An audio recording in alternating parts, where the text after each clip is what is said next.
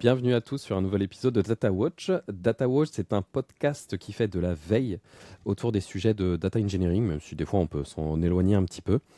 Moi, je suis Bertrand Fabre et je fais le podcast avec Axel Monroy. Bonjour Axel. Salut Bertrand. Si jamais vous souhaitez découvrir un peu plus nos profils, Axel et moi, je vous invite à nous retrouver directement sur LinkedIn. Le lien vers nos LinkedIn seront dans la description. Pour info, moi sur LinkedIn, je fais des posts assez réguliers sur des thèmes comme de la veille, sur les mêmes sujets qu'aujourd'hui, que l'on va traiter avec Axel. Je fais aussi des astuces data, je partage des astuces data, des concepts, des technos, toujours autour de la data. Je fais aussi une newsletter qui reprend les mêmes thèmes, mais un petit peu plus développé.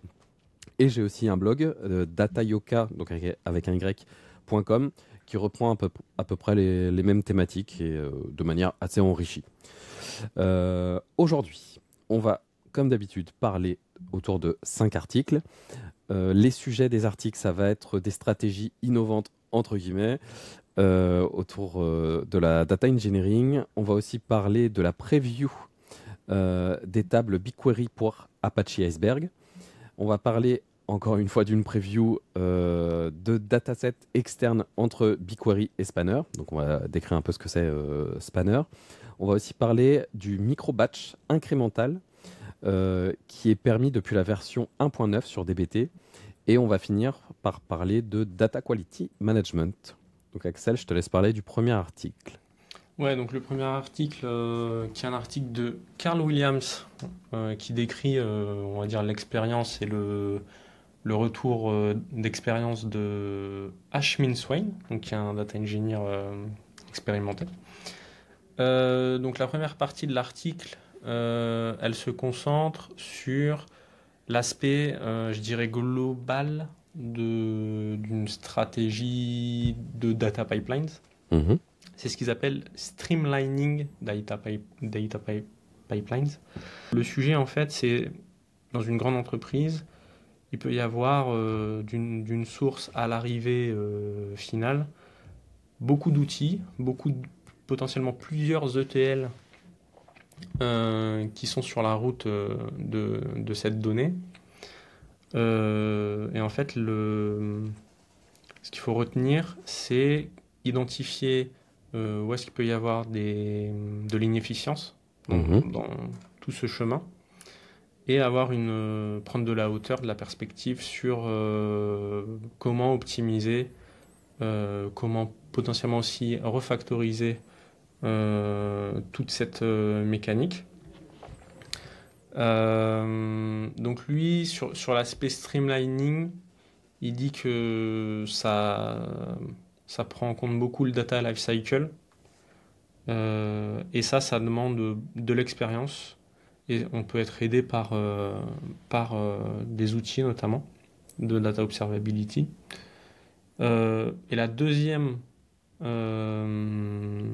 partie de l'article, là on est plutôt sur... alors si j'ai bien compris ce qu'il voulait dire, dans le fait de travailler sur l'automation et implémenter des frameworks modernes, l'optimisation de stockage, de la donnée, etc. C'est plutôt cette vision, comme on peut le voir chez certains clients, d'équipe plateforme pour pas dicter, mais pousser des bonnes pratiques, des frameworks dans toute l'entreprise, des manières de développer, du DevOps, de la CI/CD partagée avec les mêmes méthodologies pour avoir un ensemble cohérent et où il est facile d'onboarder des collaborateurs notamment. Mhm. Je ne sais pas si toi tu avais eu la même conclusion sur tout ça. Si, il y avait en fait plusieurs points déjà intéressants. Effectivement, au début, déjà, tu parlais de cycle de vie de la donnée pour optimiser les pipelines. Effectivement, il n'y a pas toujours en entreprise cette notion de cycle de vie de la donnée. C'est à partir de, je sais pas, 5 ans. Est-ce que ça a un intérêt déjà de garder de la donnée au-delà de 2 ans, 3 ans, 4 ans, 5 ans, etc. Est-ce qu'il ne vaudrait pas mieux déplacer cette donnée d'un endroit de stockage chaud à un endroit de stockage froid si on en a encore besoin, voire même la supprimer? Est-ce que la donnée est obsolète, etc. Donc ça, c'est vrai que c'est quelque chose que j'ai trouvé assez intéressant. Il y a même de l'optimisation de manière générale sur la pipeline. avant de parler de onboarding. L'optimisation de manière générale, je pense, j'avais connu le cas il n'y a pas très longtemps dans ma mission actuelle. J'avais mis en place il y avait une pipeline actuelle et je devais mettre en place une sorte d'évolution. Enfin, je devais mettre en place des procédures basées sur les données. Et il y avait une estimation que ce que je venais de mettre en place, ça allait coûter 12 000 euros par an. Donc pour juste un besoin, donc c'était trop cher.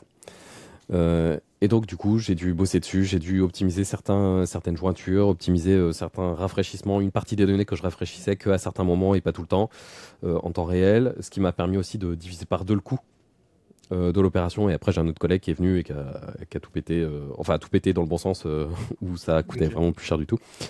Mais il y a aussi ça à prendre en compte. Et effectivement, tu parlais d'onboarding tout à l'heure, c'est ça? Ouais. Ouais, oui, ben en fait, tu sais, dans une entreprise, des fois, dans une grande entreprise, on va dire, où il y a plusieurs équipes data, plusieurs leads, plusieurs managers, etc., Mhm. d'une équipe à l'autre, des fois, tu peux être complètement déboussolé sur... ils n'ont pas les mêmes outils, pas les mêmes méthodes de développement. Mhm. Et ça peut être des fois assez frustrant et le travail transverse aussi peut être plus difficile. Ouais, clairement. Mm. Ouais, je suis totalement d'accord avec ça.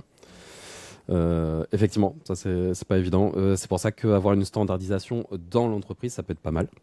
Oui, Euh, dans c'est le toutes rôle les... d'une équipe plateforme pour moi.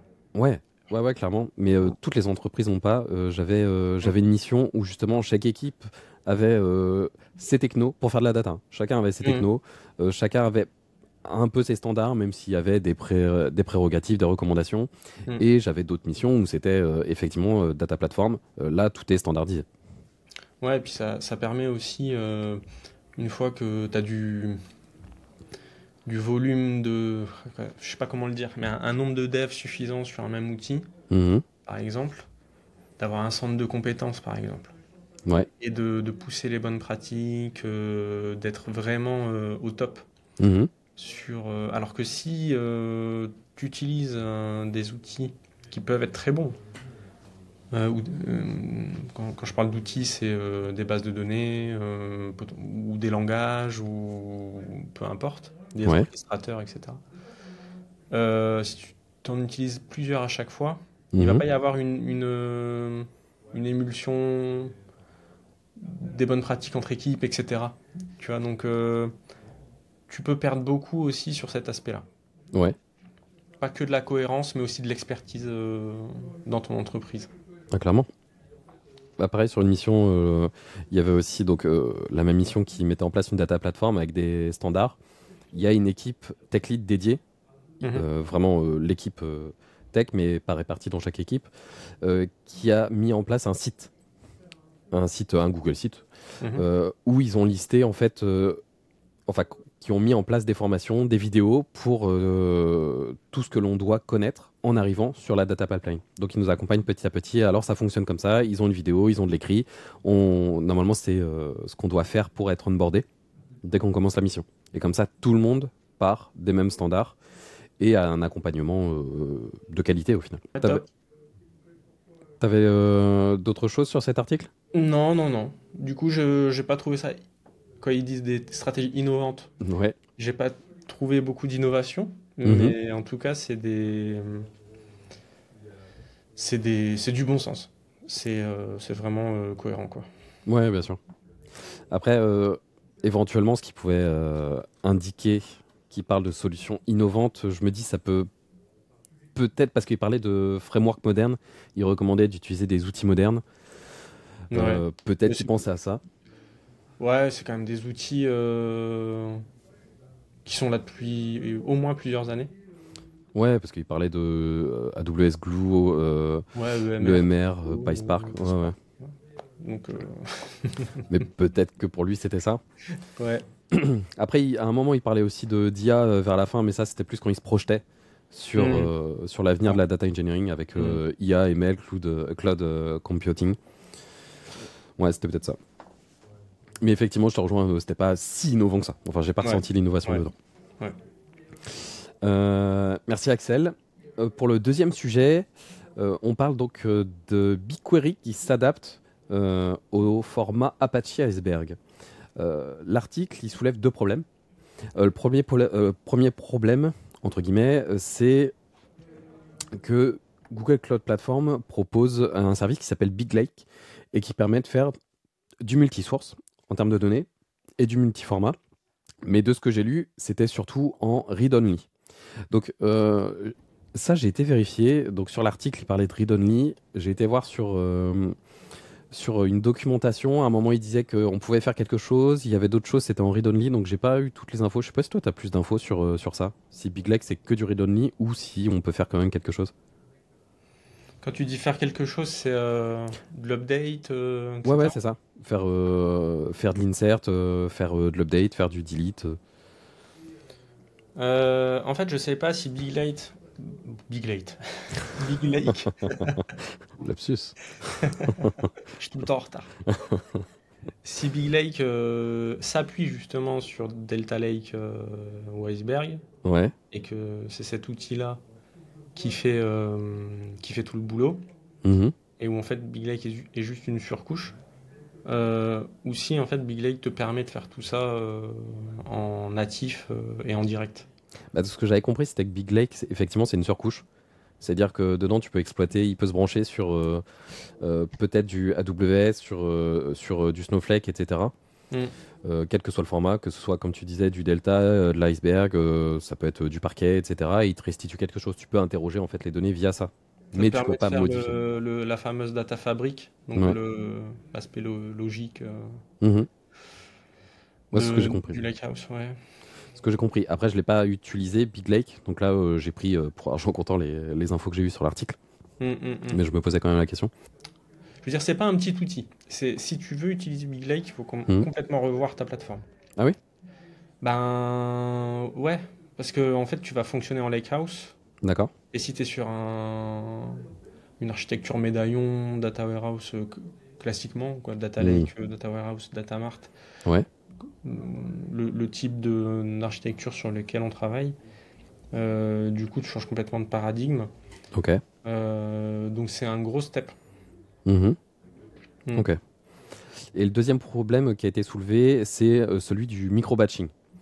Dans le sens que quand on a beaucoup de petits fichiers qui arrivent, le problème c'est que quand tu veux modifier les données, ces données-là, sur les petits lots des petits fichiers que tu reçois, tu peux pas juste dire en fait je vais dans ce fichier-là pour aller remplacer cette ligne de données-là. En fait, tu es obligé de remplacer vraiment tout le fichier à chaque fois. Et donc, il disait qu'à partir du moment où il commence à y avoir pas mal de fichiers, ça peut être compliqué à gérer. Donc ça, c'est les deux problématiques qui ont été soulevées et ils ont donc parlé de Apache Iceberg. Pour faire un très vite rappel de Apache Iceberg, c'est une solution qui permet de faire du data lakehouse. C'est un format spécifique qui apporte des schémas flexibles. Ça veut dire que tu peux avoir un certain nombre de colonnes dans ton fichier Iceberg et tu peux le faire évoluer petit à petit sans perdre en fait ton historique. Grâce aux metadata, tu peux t'y retrouver avec le time travel aussi. Tu peux te déplacer comme tu veux. Ça apporte aussi l'acidité, donc c'est acide et c'est orienté colle. Donc pour tout ce qui est analytique. Et donc là, ce qu'ils disent, c'est que BigQuery peut exploiter des tables, enfin des tables aussi, on va dire des tables Apache Iceberg directement stockées sur du Google Cloud Storage. Ce qui permet en fait de résoudre entre guillemets les problèmes de BigQuery, c'est-à-dire que il n'est pas complètement compatible acide, il n'est pas complètement en streaming, même si ça commence à se corriger, parce que je crois qu'on en avait parlé lors d'un podcast que justement ils essaient de transformer la plateforme BigQuery en plateforme analytique en streaming. Et c'est pour ça qu'il y a aussi une fonctionnalité, je crois que c'est les Continuous Queries ou un truc comme ça qui est disponible en bêta sur BigQuery. Ouais, J'ai pas c'est pas testé. sec, hein, j'ai l'impression. Les Le Continuous Queries? streaming mode côté BigQuery, Ok, il pousse encore Dataflow PubSub pour tout ça, ok, en bonne pratique. ça marche. Et le dernier avantage aussi avec Apache Iceberg, c'est qu'il peut faire du clustering automatique. C'est-à-dire que tu n'as pas besoin toi-même d'aller sur la table pour dire alors je veux que ce soit ces champs-là qui soient en cluster. Et puis si jamais tu vois que dans l'utilisation, c'est pas exactement ça, c'est pas optime, c'est toi qui dois aller changer, mettre à jour le cluster sur la table. Là apparemment ça peut faire du clustering auto. Donc Ouais, ouais, ouais, ce ouais. qui est top. Euh, et donc au final, la fonctionnalité, c'est juste que ça permet à BigQuery d'aller exploiter le format Apache Iceberg avec tous les avantages que je viens de citer là. Euh, et nous, on garde la même utilisation de BigQuery. C'est-à-dire que on voit une table et on peut exploiter cette table. Yes. Je sais pas ce que tu penses de ça. Ben, comme tu disais tout à l'heure, on n'a pas expérimenté, qu'on n'a pas mis les mains dedans. Donc en Mhm. fait, sur le papier, c'est top, hein, parce qu'en fait, tu ramènes de l'acidité, quoi, c'est- de l'acide compliant Ouais. euh, euh, dans une pratique data warehouse, mais Mhm. directement sur le lake, donc là où il y a tous tes fichiers. Mhm. Après, en termes de gestion, je sais pas si c'est facile ou pas. Parce que vu que tu as toutes les données, ton lac de données, Mhm. à un même niveau et que tu dois faire de l'intelligence à ce niveau, Mhm. hum, je pense qu'il faut être vigilant sur les bonnes pratiques, justement. Ouais, bien sûr. Tu Après, c'est vois? l'archi que tu mets en place derrière. Ouais, C'est la gestion de tes buckets que tu as derrière. c'est ça. Je pense que du coup, il faut plutôt être dans le train plutôt que dans la voiture. Pour avoir un retour d'expérience, etc. une, un- que l'état de l'art avance bien à ce niveau-là. Ouais, bien sûr. Et après, je me demande justement s'ils mettent pas ça en place déjà pour éviter la fuite de Google Cloud vers Snowflake. Parce que, comme là, on parle d'Apache Iceberg, ça vient de Snowflake. Mm. Je me demande si ils veulent pas justement éviter faire de la rétention dessus. S'ils veulent pas se mettre aussi au goût du jour. Parce que là, on parle de BigQuery, c'est un data warehouse. Et on parle beaucoup de data lake house. Et donc là, au final, en intégrant ça directement dans BigQuery, j'ai l'impression qu'ils veulent rattraper, entre guillemets, ce retard-là. Ouais, et donc du coup, il fonctionnerait avec un BigQuery qui interroge le Data Lakehouse. Ouais, c'est ça, exactement. Ouais, ouais. Après, effectivement, à voir dans l'utilisation, est-ce que, comme on peut directement faire évoluer les schémas, est-ce que ça se passe directement dans BigQuery? C'est-à-dire si on fait un update, si on fait un alter table, est-ce que c'est quelque chose, BigQuery va directement aller écrire dans les métadatas des fichiers Apache Iceberg, ou est-ce qu'il faut directement interroger, enfin il faut manipuler les fichiers Apache Iceberg? Bon, j'imagine qu'ils ont bien pensé Ouais, que en ça fait, doit passer moi que j'ai par plein de BigQuery. questions d'implémentation technique. Mhm, Peut-être pas forcément intéresser tout le monde, mais mhm. par exemple, Airflow, quel opérateur on utilise pour faire tout le boulot de traitement de données dans ces tables iceberg, etc. Mhm. Tu vois, est-ce qu'on peut utiliser des BigQuery opérateurs? Je pense pas. Je me rends pas compte là encore. Ouais, tu vois, pour le coup, là, j'avoue ma méconnaissance sur toute l'implémentation technique que ça implique. Mhm. Bah, c'est quelque chose qui va être attesté. Après, là, en plus, c'est en preview. Donc, je pense qu'il n'y a pas encore beaucoup de retours d'expérience, bah, beaucoup de recul Ouais, sur cette fonctionnalité. Mais c'est ça ça. a clairement du potentiel. Mm. Merci. Tu as traité un autre article? BigQuery Spanner? Le BigQuery avec Spanner, Ouais, ouais, qui est en preview aussi, il me semble. ouais. Donc le sujet, en fait, c'est pour recontextualiser, dans un projet, il y a des data analysts qui peuvent faire des requêtes sur BigQuery dans leur projet, parce que ça fonctionne par projet dans Google Cloud. Oui. Donc tu peux avoir le projet, je sais pas moi, euh, marketing de l'entreprise, après le projet supply chain, etc. Si tu fais par domaine, etc. Mhm. Euh, tu peux te dire, ben, je fais des requêtes fédérées dans BigQuery où j'ai accès en fait aux différents projets. Quand il est possible d'interroger plusieurs euh, tables BigQuery dans différents projets. Ouais. Donc ça, c'est possible. Là, la feature que Google Cloud pousse, c'est ben, en fait, on va proposer ce principe-là de requête fédérée, mais dans deux outils différents, BigQuery et Spanner. Donc Spanner qui est un autre produit de base de données Donc pour le coup, lui qui est acide et low latency, Mhm. on va dire que c'est du Cloud SQL mais à grande échelle, quoi. Ok. Et survitaminé. Pour faire de l'OLTP, du Ouais, transactionnel. Mhm. ouais, Mhm. ouais. Et donc tu peux euh, faire des requêtes fédérées BigQuery X Spanner Mhm. avec ce qu'on appelle du External Query Table Valued Function, donc TVF. Mhm. C'est un anagramme qu'on dit? Ouais. Ouais. Et donc du coup, tu peux, via cette nouvelle feature, permettre à tes, bah, je dis data analyst parce que je dirais que c'est le public visé, on va dire, mais à tes data ing, etc., Mhm. de faire des requêtes fédérées entre deux outils. Alors, Spanner, je pense, est beaucoup moins utilisé dans les projets data, mais ça te permet de, si tu as besoin d'infos qui est présente que dans un projet et dans du Spanner, de vite te brancher à ce qu'il te faut. Mhm. Et donc, ça permet d'avoir un plus grand scope disponible techniquement, du coup.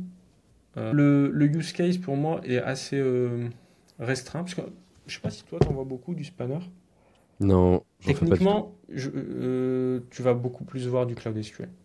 On va pas se le cacher, c'est moins cher, et ça correspond au use case commun, on va dire. Mhm. Spanner, c'est vraiment pour répondre à des use cases où il y a vraiment beaucoup de très peu de latence, multi-région. euh, donc tu peux peut-être voir ça. Je sais pas dans quelle entreprise et quel domaine Spanner est le plus répond aux besoins. Peut-être dans le bancaire, dans la finance. Ouais, ouais, ouais, ça peut être dans le bancaire. Ouais, Bah après, tout ce qui est retail aussi, ça peut. Avec ouais, les mais tickets de caisse, avec avec une low latency, vraiment en millisecondes et tout, Mhm. pas sûr qu'il y ait. Ouais, le bancaire, ouais. Ouais, ouais, bancaire, je pense. Bancaire finance, en fait. Mhm. Tout ce qui est avec des ordres. Euh, parce que par exemple, tu vois, le trading, c'est géré par des algorithmes, alors créés par des humains, mais et ces algorithmes tournent tout le temps, tout le temps, tout le temps, avec des Ouais, c'est millions même du trading haute d'ordres à la fréquence. seconde. Hmm, très Mhm. haute fréquence, ouais. Donc ouais, je pense que c'est typiquement ce genre de choses. Ok. Et ouais, donc ça va servir aux data dans la finance, je pense. Ok. Bah ouais, j'avais trouvé ça intéressant. J'avoue, sur la partie low latency, je m'étais pas trop attardé. Mais effectivement, là, je Mhm. vois la différence. Moi, ce que j'avais surtout vu, c'était que ça apportait l'OLTP sur BigQuery, entre guillemets. Ça apporte pas vraiment, c'est juste BigQuery qui peut interroger une autre base. Mais c'est comme ça que je l'avais vu. Ouais, C'était dans le sens où tu n'as pas besoin de mettre en place une pipeline d'extraction de tes transactions, c'est de ça ton en fait. OLTP pour le Mm. déposer. C'est ça qui te permet les requêtes fédérées. C'est de pas avoir à ramener physiquement la donnée dans ton projet, dans ton BigQuery de ton projet, pour pouvoir requêter, quoi. Ouais, puis ça supprime tous les problèmes d'ingestion qu'il peut y avoir. Ouais, Parce que là, actuellement, exactement. nous, on a des bases d'applications diverses, donc des bases transactionnelles. Je Mhm, pourrais même pas te dire lesquelles sont utilisées. Des fois, je sais qu'il y a du Postgre, mais j'imagine pas que. mhm, Il y a directement un logiciel, une application interne, je pense, mais qui mhm. exploite quand même du talent et qui exploite peut-être autre chose encore. Et ça permet de faire du low-code, voire no-code, pour dire, bah, en fait, je veux de tel flux, je veux m'abonner à tel flux de données Ok. et je le dépose dans le GCS, dans Google Cloud Storage, automatiquement, toutes les nouvelles données qui vont arriver. Et automatiquement, il y a une Cloud Function qui arrive pour déposer ces données-là directement ou insérer ces données-là directement sur BigQuery, sur un projet Lake de BigQuery. Mhm, mhm. Ouais, Et donc après, c'est nous, déjà un process un peu lourd. Mm. comment? C'est déjà un process un peu lourd. c'est déjà un process un peu lourd. Hmm. Et ça multiplie les potentiels problèmes. Hmm. Déjà, Clairement. lors de l'ingestion, l'abonnement à un flux, enfin déjà l'émission du flux, l'abonnement du flux, le Le dépôt, dépôt. et après l'insertion dans Hmm. BigQuery. Donc ouais, ça multiplie les points de friction. Exactement. Et donc ça, je vois clairement un avantage. Ça supprime tous ces points de friction-là. Ouais. Après, là où je me posais la question sur ça, c'est comment se passe la facturation. Est-ce que quand tu Ah interroges, oui. quand tu fais justement Est-ce la que c'est le requête, projet de demandeur ouais, ou là où tu vas chercher la donnée?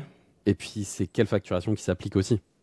Parce que je pense que c'est celui qui va aller interroger les données qui va être facturé, mais c'est une facturation comment? C'est une facturation juste BigQuery classique? Est-ce que c'est une facturation de spanner? En fait, je ne sais pas comment ça se passe, Bonne question. parce J'ai que ça pas. peut changer. Ouais. Il parle pas du billing, il me semble, dans Je l'article. crois pas, j'ai pas noté. Non, moi non plus. J'ai juste noté cette question-là. Mais ouais, ce serait intéressant de savoir. Mais pour le coup, ouais, tu vois, ça, ta question, c'est ce qu'on doit se poser à chaque fois, en fait, Mhm. en tant que DE. C'est si je fais ça, qu'est-ce que ça va impliquer niveau billing? Et comment c'est. Parce que imagine, tu fais ça, vous parlez pas du billing, et le projet sur lequel tu vas taper de la donnée, ils ont une augmentation de 10% Mhm. de consommation. Bah, tu vas te faire attraper. Mhm. Ouais, donc c'est toujours un bon réflexe d'avoir ces questions-là. Et je me posais aussi une deuxième question, c'est au niveau du partitionnement et du clustering. Mhm. Même chose. Si jamais je fais une jointure entre une table partitionnée sur BigQuery et je fais une jointure avec une table de spanner, comment ça se passe? Après, peut-être que c'est pas le cas d'usage. C'est dans le sens où on doit d'abord faire un filtre sur les données de base de spanner et après seulement tu fais du traitement BigQuery. Mhm. Mais je me pose la question parce que si tu as à disposition tout ça, tu pourrais te retrouver avec un cas d'usage où tu fais une jointure avec une table BigQuery partitionnée clusterisée et une table sur spanner, Ouais. j'imagine. Ouais, en fait, est-ce que tu dois t'assurer que la table côté spanner est partitionnée, etc. Et est-ce qu'il y a les partitions sur spanner? Oui, oui, oui. Ouais, Ça, pour le coup, je suis à 95% sûr. Parce que c'est du cloud SQL haute fréquence, ok. haute disponibilité. Mhm. Donc ouais, je vois pas pourquoi ce serait pas partitionné en tout cas. Ok.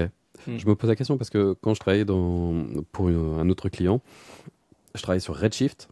Ouais. Enfin, je travaillais sur S3 et Redshift. Mhm. Je me souviens sur Redshift, à aucun moment on a parlé de partitionnement ou clustering. Peut-être qu'il n'y en a pas. J'imagine qu'il doit y avoir quand même quelque chose.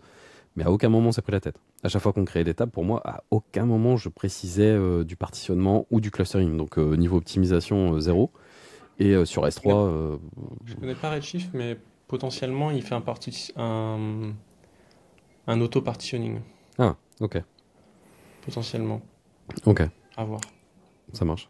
Bah, un peu comme c'était sur quoi sur Snowflake, le liquid clustering ou un truc comme ça? Je crois qu'il y a l'équivalent aussi sur Databricks, où ils gèrent eux-mêmes en automatique selon les consos, selon les Ouais. utilisations, Ouais, il y a un le moteur. clustering. Ouais, ouais, c'est ça. Et je crois même qu'ils géraient le partitionnement. C'est liquid clustering, mais je crois qu'ils parlaient de Ah, je sais partitionnement plus. aussi. Je crois. Ok. Je te propose d'avancer sur Ouais. l'article pour le micro-batch incrémental de la version 1.9 de DBT. Euh, Alors, le but de cette fonctionnalité, avec la version 1.9 de DBT, c'est de pouvoir traiter une portion spécifique des données et pas de tout recharger à la fois. Euh, ça évite tout simplement de brasser trop de données et d'avoir aussi une facturation derrière. Si je dis pas de bêtises, c'est ce que beaucoup de gens reprochent à DBT, non? Effectivement. Ouais. Effectivement. Après, je suis utilisateur de DBT, mais dans ma mission actuelle, je ne le reproche pas. J'allais en parler plutôt vers la fin. Euh, mais je pense que ça doit pas être que l'outil qui gère ça, ça doit être le cadre de travail de l'entreprise aussi qui gère ça. Parce que nous, on utilise DBT, on n'utilise clairement pas la version 1.9. Et on fait une sorte de... Alors, je vais pas dire micro-batch, mais on peut dire que c'est à peu près l'équivalent. C'est-à-dire qu'à chaque fois qu'on va exécuter un job DBT, on va aller lire dans une table sur BigQuery la dernière exécution de ces données-là. C'est quoi le dernier rafraîchissement? En fait, toutes les données qui arrivent, ils ont ce qu'on appelle un publish time. Donc, elles sont vraiment datées, hors-datées. Ce qui permet de dire, bah moi, en fait, j'ai traité les données, la veille, j'ai traité les données que jusqu'à la veille à 9h03. Et on va partir de cette C'est un date-là. marque-page en fait. Ouais, c'est un marque-page, Ouais. exactement. Mm. Donc, ce qui fait que ce manque sur DBT, nous, ça nous impacte pas trop parce qu'on le gère déjà. Ok. Mais en tout cas, l'auteur, justement, il parle de cette nouvelle fonctionnalité, avec des avantages, bien sûr. Par contre, il évoque très vite les limitations. C'est déjà dans les BT, tu n'as pas de trace de l'état. Donc, quand on parle d'état, c'est un peu ce dont je viens de te parler là. Pour dire, on ne sait pas jusqu'à à partir. On a traité jusqu'à quelle date. Ça, on l'a pas, tout simplement. Donc, ça veut dire qu'il faut qu'il y ait d'autres outils qui intègrent ça. Nous, en plus d'avoir ce framework-là dans ma mission, il y a aussi Apache Airflow qui gère ça. Qui va dire, je sais que ça a tourné la dernière fois à tel jour, donc du coup, je vais reprendre ça. Là, si tu fais une reprise de données de tel jour à tel jour, je vais mettre à jour les dernières exécutions, etc. En fait, c'est Apache Airflow qui va gérer tous ces états-là. Et justement, il en parle aussi, l'auteur. Donc, ça veut dire qu'il va falloir dire manuellement ce qui a été traité ou pas. Et le gros problème, c'est qu'apparemment, il gère les incréments que à la journée. D'accord. Ça, pour moi, ça peut être problématique. Parce que ça veut dire qu'il ne peut pas gérer à l'heure. Ça veut dire que si tu as un job qui tourne toutes les heures, bah, il ne Mhm. gère pas. Il gère pas. Ok. Il peut pas dire qu'il a Ouais. tourné la dernière fois sur l'heure. Ça veut dire que tu vas juste pouvoir lui dire, bah, reprends-moi depuis le début de la journée à chaque fois. Ouais. Ok.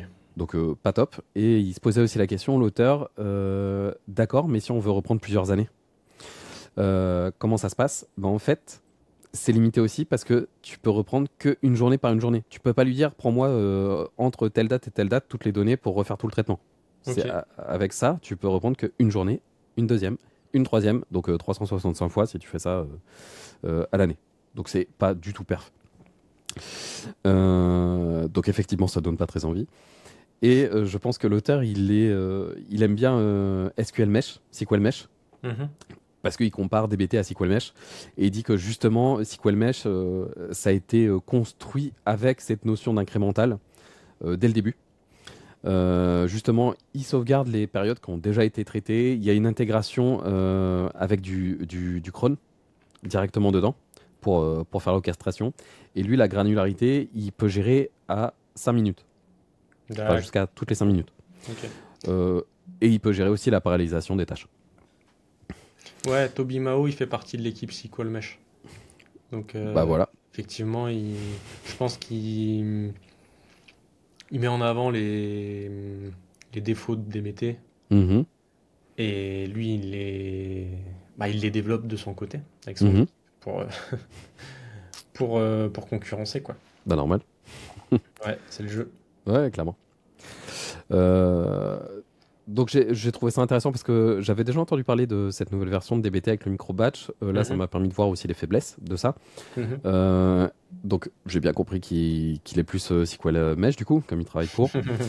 Mais encore une fois, comme je le disais au début, il faut prendre en compte que c'est pas juste les outils qui doivent prendre en compte toute la data platform, toute la standardisation, tout ce qui est mis en place. Il faut aussi que le framework de l'entreprise prenne en charge ça. Comme là, Ouais, comme je le disais dans ma mission, c'est pris en charge ça. Le fait ouais. que la dernière fois, ça s'est arrêté à telle heure, telle minute, telle seconde, Mhm. le traitement. Donc on repart à partir de ça pour faire le traitement suivant. Ouais, Ce qui ouais, veut dire que ouais. moi, je suis pas du tout impacté par ce problème. Parce que Toi- c'est bien pensé. Tu fais Ouais, bien c'est ton ça. travail. Toi, t'en penses quoi de cette nouvelle fonctionnalité micro-batch et qu'est-ce que tu fais dans ta Ouais, mission moi, à ce niveau-là? j'en pense. En fait, toi, vu que tu bosses avec, Mhm, moi, je m'appuie beaucoup sur des gens qui ont bossé mhm, avec des outils et qui ont un recul profond, du coup. mhm, Donc, moi, je m'appuie sur ton retour d'expérience.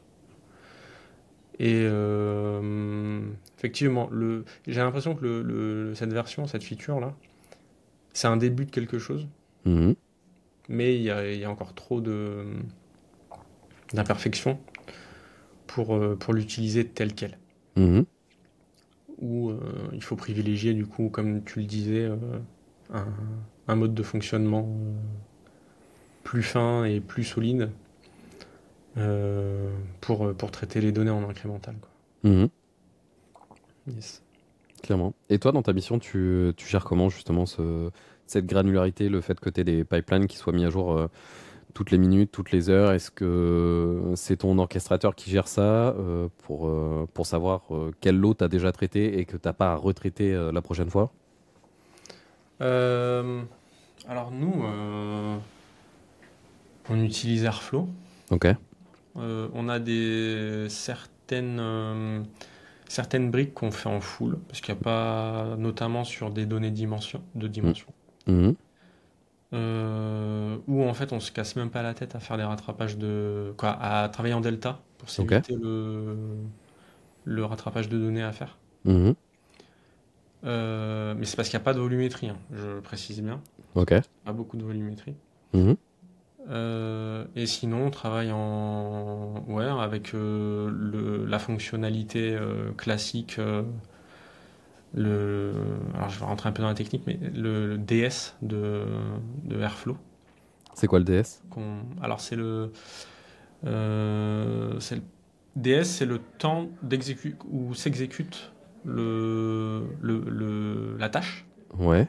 Et par exemple, si tu fais DS-2, ben, en fait, tu vas paramétrer ta date à le jour de la tâche où s'exécute, -2. Ok. Donc ça va être la start date et après pour la end date, tu vas Mhm. utiliser potentiellement DS, du coup Le moment. l'eurodate Ok. de l'instant de Ouais, ouais. l'exécution. Le current timestamp. Et c'est comme ça, en fait. Et donc du coup, s'il y a des rattrapages de données à faire, Mhm. il faut que tu paramètres ta start date Mhm. dans Airflow, que tu lui donnes une date en dur, Ouais, je vois. Tu tu vas vois. au moment où tu exécutes, tu fais le triangle là de côté, tu fais le trigger et. Trigger with config, Ouais, ouais, je et vois. tu mets du coup ta date souhaitée en start date. Ok. Si tu veux faire un rattrapage au 1er janvier 2022, ben, tu mets 2022 0101, quoi. Mhm. Ça marche. Je te laisse aborder le dernier article. Oui, ben, dernier article, c'est la petite piqûre de rappel, hein, de qualité de données. Mhm. Donc, article de Mélina Carr, ou Carré, je sais pas, c'est en majuscule, donc je sais pas s'il y a Mhm. des accents. Donc, elle parle de. Déjà, elle rappelle ce que c'est le Data Quality Management. Donc, c'est un ensemble de bonnes pratiques pour gérer la qualité de tes données. Donc, fiabilité, freshness, euh, vérification de si elles sont bien enrichies comme tu le veux, Mhm. où tu fais des tests. Donc, on a fait des gros pavés dans nos podcasts précédents, parce que c'est super important. Et en fait, elle explique ou elle détaille les 6 étapes pour elle d'un bon projet DQM, donc DQM, Data Quality Management. Donc l'étape 1, bah forcément, c'est la collecte et la centralisation des données. Bon, c'est l'étape obligatoire, hein, le recueil des données, c'est le Ouais. début. Après, elle parle de profilage de vos données en étape 2. Donc là, c'est l'étape de d'analyse pour et de discovery de tous les risques Et, et et, le comportement des données aussi. et ça, j'ai trouvé ça super intéressant, cette étape-là. Mhm. Euh, Finalement, j'ai l'impression qu'on s'attarde pas suffisamment sur cette partie profilage des données. Donc, profilage, oui, Ouais. effectivement, tu as l'identification des risques, mais tu as aussi juste comprendre ta donnée, un peu ta répartition, c'est quoi ta donnée, est-ce qu'il y a déjà des problèmes à ce niveau-là Mm. dans ta donnée. Par exemple, est-ce que c'est normal d'avoir 10% de nul sur ta colonne? Historiquement, oui. Tu l'as encore ou pas? Est-ce que ça augmente dans le temps, Ouais. etc. Et je trouve ça intéressant. Je suis aligné avec toi dans le sens où je pense qu'on prend pas assez de temps dans nos devs. Ou non, plutôt. Il n'y a pas assez de temps alloué Mhm. à cette étape dans l'estimation de charge. Mhm. Et je pense que c'est de l'investissement, parce que en fait, le temps que tu vas perdre, entre guillemets, sur cette étape, tu vas le gagner en run. Mhm. tu vas mieux connaître ton sujet, tu vas développer de meilleurs tests, tu vas mieux répondre à tes parties prenantes. Donc, ouais. Je me souviens d'un outil quand je faisais encore du data frame Python. Mhm. Je pourrais plus te redire c'est quoi le nom du package ou Pandas Profiling ou je sais plus. Bon, bref, c'est un package que tu utilisais et Mhm. tu l'exécutais sur un data frame, je crois me rappeler Pandas, et Mhm. ça te sortait tout le profil de toutes les données. Il Ah ouais, t'analysait toutes les données. ok. Il te faisait une matrice de corrélation entre toutes les données. Il te faisait Ah de la ouais, c'est variance sur bon. toutes les données. Il te Ok. faisait la boîte de moustache. Il te faisait tout ce qui était quartile, Mhm. décile même, je dirais. Pas que les quartiles, avec la moyenne, les trucs comme ça, classiques. Et il faisait de l'analyse 2 à 2 aussi, en plus du tableau de corrélation entre chaque colonne. Il te faisait aussi une analyse entre deux sur d'autres pans, et d'un coup. Bon, ça Et du prenait peut-être 5 minutes pour le faire, mais c'était Ouais. super intéressant. Et là, je me dis, ça pourrait être sympa d'avoir un équivalent sur, Ok. Et sur donc du BigQuery. coup, pas pour un data frame, mais pour une table, par exemple. Ouais, je me dis, ça pourrait être vachement intéressant. Pour juste, tu cliques sur un bouton et déjà, ça t'explique un peu toutes tes données et que tu Ah ouais, comprends c'est un quand même peu ta super répartition. cet outil. Ouais, Ok, je savais pas. C'est super bon à savoir. Du ouais, coup. ouais. Si tu veux, je pourrais ressortir le Ok. nom exact. Ça doit encore exister, j'imagine. Ok. Ouais. Bon à savoir. Euh, et ça me donne même l'idée de regarder si ça n'existe pas pour les outils type BigQuery, etc. Mhm, Ouais, à voir. Euh, et du coup, l'étape 3, bah, nettoyage et dédoublonnage. Donc mhm, voilà, détecter les incohérences, euh, les données d- où il y a voilà, des doublons, etc. C'est mhm. du basico-basique, mais c'est ultra important. Elle parle pas des tables de rejet, mais les tables de rejet, c'est quelque chose que je vois assez souvent et qui marche bien. Ça te Ouais, permet j'utilise de... ça aussi. Ouais. Tu les as partout, toi? Autant côté Data Lake que Data Warehouse? Alors, non, c'est que sur la partie Data Lake, c'est qu'au moment Ok. d'une autre partie qui est l'enrichissement, dont tu Ok. vas parler après, c'est que à ce niveau-là. Donc, nous, les rejets, c'est vraiment pour dire, au moment où on a fait une jointure, il y a eu tel problème sur telle jointure, sur telle donnée. D'accord. Et éventuellement, ça, c'est pas automatique, par contre, ça, c'est le standard, ce dont je viens de te Mhm. parler, mais il y a certaines équipes qui vont faire de la data quality dessus pour dire, attention, là, ce champ, il n'est pas dans le range habituel où on détecte un problème sur cette donnée-là, et donc il y a la donnée qui est mise en rejet. Et Mhm. en plus de ça, le fait que ce soit en rejet, nous, on a une colonne supplémentaire dans toutes les tables qui s'appelle le scoring, Mhm. qui est un array struct. Ouais. C'est-à-dire que dans ton array scoring, enfin dans ton struct scoring, tu as Ouais. un élément qui est la valeur, enfin qui va te dire c'est quoi globalement la catégorie du problème, et une partie commentaire qui va te dire Ok. c'est quoi Ah, exactement le donc c'est problème. quand même pas mal avancé, ouais. Ouais, ouais, Ok. c'est ça. Et donc tu peux Mhm. avoir plusieurs problématiques sur une seule et même ligne, d'où Ok. le ray sur le struct. Ça marche. Donc l'étape suivante, étape 4, ben, c'est la standardisation des enregistrements. Donc en fait, c'est uniformiser les données en appliquant TRG, donc tes règles de gestion. Mhm. Et ça permet d'avoir en fait un format, une structure qui te permet de traiter facilement les données. Étape 5, bah, l'enrichissement de la donnée, quoi, de la base de données, mais en fait, tu combines les données qui proviennent de tes sources Mhm. et l'objectif c'est de mieux comprendre les cas d'usage qui sont qui ont été en fait les besoins qui ont été fournis pour en fait pourquoi tu fais tes pipelines. Mhm. En fait, ça va répondre cette phase d'enrichissement va répondre aux questions que se posent tes parties prenantes. C'est ça, que les données elles soient directement prêtes pour Ah, utilisation, pour analyse. c'est ça, Mhm. exactement. Merci, j'ai un peu eu du mal à sortir le raisonnement. Étape 6, du coup, c'est ben, le- elle emploie le mot le report des indicateurs de qualité. Mais Mhm. c'est le report, c'est le... J'ai l'impression que c'est un anglicisme là. Du coup, pour... Ouais, le fait des tableaux de bord directement. Ouais, voilà, c'est ça. Ouais, C'est pas le report dans le sens qu'on va reporter à plus tard. ouais, ouais. Donc voilà, création de rapports qui expose les KPI sur la qualité de données. Donc ça, c'est super important pour avoir facilement accès visuellement à ta qualité de données. Mhm. Donc voilà les 6 étapes. En fait, le but, c'est d'avoir un reporting fiable Mhm. sur toute ta chaîne. Et les enjeux en fait d'une qualité de données, ben, c'est l'apport que tu vas apporter, l'apport que tu vas apporter, l'apport de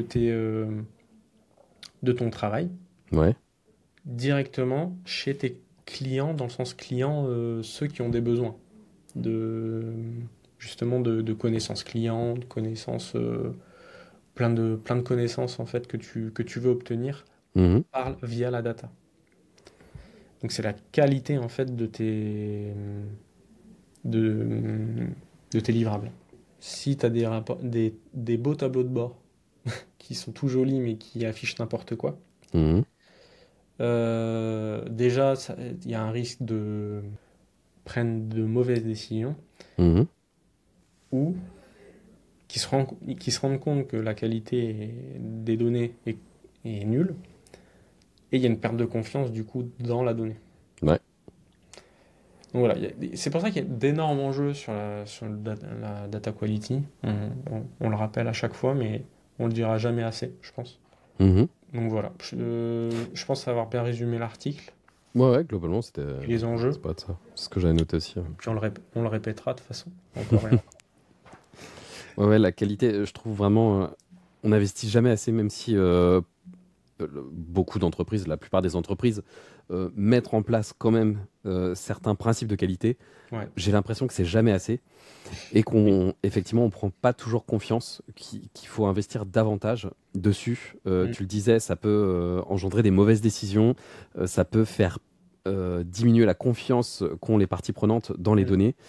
Euh, mais ça peut même impacter les clients. Parce que pour dire, alors ce client-là, je l'ai catégorisé là parce que j'ai pas compté qu'il a fait un achat récemment. Du coup, on l'a relancé encore. Donc au final, on le spam de mail pour qu'il fasse un achat alors qu'il a déjà acheté. Ça peut générer de l'insatisfaction client et Oui, et potentiellement une diminution des ventes aussi. tu fais de la pression commerciale Ouais, à tort, ouais.